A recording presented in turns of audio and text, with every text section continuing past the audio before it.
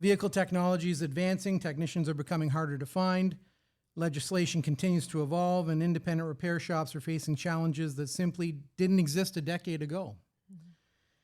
Behind the scenes, there's one organization working every day to advance our industry, provide research, develop training, influence government policy, and ensure Canada's automotive aftermarket continues to thrive. That organization is the Automotive Industries Association of Canada, better known as AIA Canada.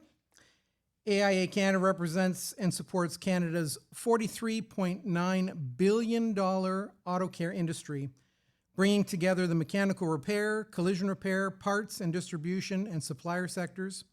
Their work touches virtually every independent repair shop in the country, whether it's workforce development, training initiatives, research, networking, industry standards, or advancing important issues like the right to repair and access to vehicle information. Their mission ultimately helps keep nearly 26.6 million vehicles on Canadian roads operating safely and reliably. They truly are the national voice of Canada's auto care industry. Leading that organization today is someone who understands our industry from every angle.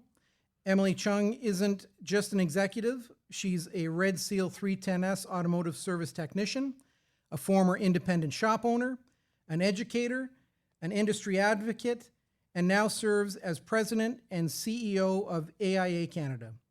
Before taking this role, Emily built and operated Auto Niche in Markham for more than 16 years, became a respected media voice for owners, taught at the Automotive Business School of Canada, and has been a passionate advocate for skilled trades and the future of our industry. Emily, it's an absolute pleasure to welcome you here to the You Ought to Know podcast.